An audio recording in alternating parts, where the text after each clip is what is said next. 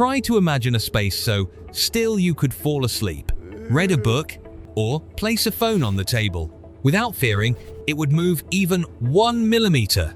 And yet, just beneath the train floor, a completely different reality is unfolding. There is something strange about high-speed trains. Inside, they feel like a room gently drifting, but outside, they are rushing forward at the speed of an airplane taking off right across the ground. The question here is not how to make a train go fast. The real question is this: how can a steel mass weighing hundreds of tons rush at that speed and still stay locked to the rails, where even a tiny deviation the size of a fingertip could lead to disaster? Welcome to Everyday Things Explained, where familiar things are explained in the clearest way possible. Speed magnifies every small error. In physics, speed is a ruthless amplifier. At 50 kilometers per hour, a small gap in the road only makes your steering wheel tremble slightly.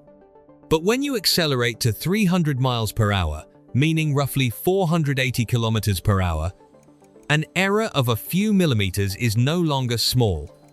Every tiny impact repeats faster. Vibrations build exponentially, and the sideways force in a curve becomes a brutal throw. At this speed, the engineer's problem is not finding a stronger engine. The problem is removing every possible surprise. That is why building high-speed rail is so expensive. The most costly part is not the train itself, but creating a technically sterile environment where it is allowed to run fast. The track is the real main character. On traditional tracks, you often hear that click-clack sound. It comes from gaps designed to let steel expand when the weather gets hot. But for high-speed trains, every one of those gaps is an enemy. The solution is continuous welded rail. Steel rails are welded into one long strip, sometimes stretching for dozens of kilometers without a single break. It completely removes those tiny impacts, keeping the wheels in smooth contact with the steel surface.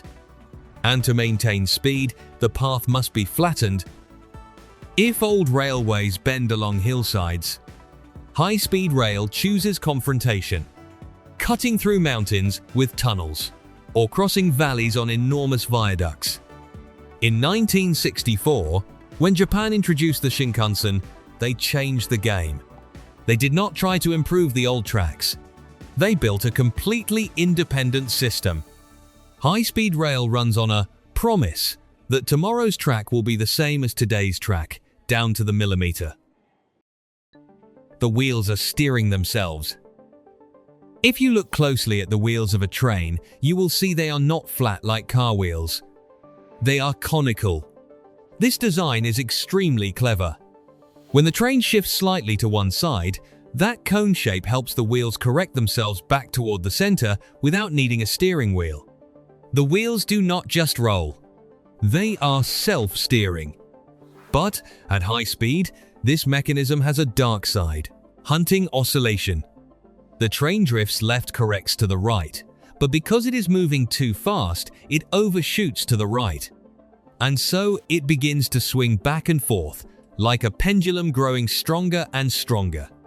To stop this, engineers use active suspension.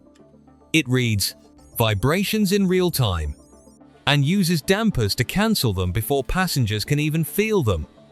The wheels are correcting errors, and the suspension is making sure that correction does not become a disaster. The curve is the real test. Have you ever felt yourself being pushed outward when a car takes a corner too fast? That is centrifugal force. At 500 kilometers per hour, that force is strong enough to throw an entire train off the rails. The solution is to tilt the curve inward.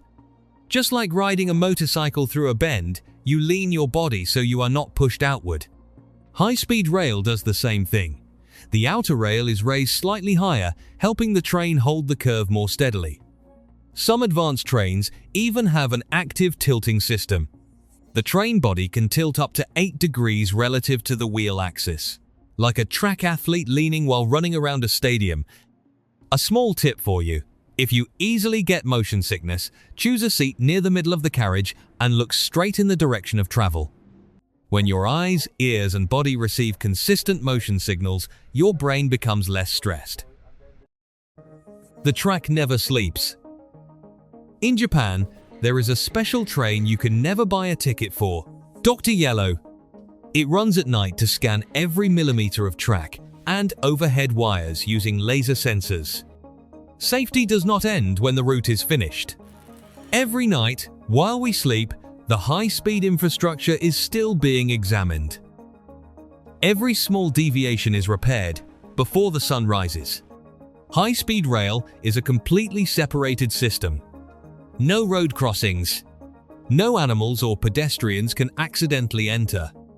This is a world under absolute control. So, the next time you sit on a train and see your coffee cup standing perfectly still, remember, that is not a coincidence. Not magic, just precision. It is the result of self-steering conical wheels, endless, continuous welded rails, and thousands of sensors working every second. High-speed trains do not stick to the rails by magic. They stick because of a system designed to give physics no chance to create a surprise. And if you think the long bird-beak nose of the train is only there to look beautiful, you are mistaken. It is actually there to prevent a sound explosion inside tunnels. Because clearly, even the air needs to be reminded to behave politely when a train passes through. Thank you for watching Everyday Things Explained. See you in the next video.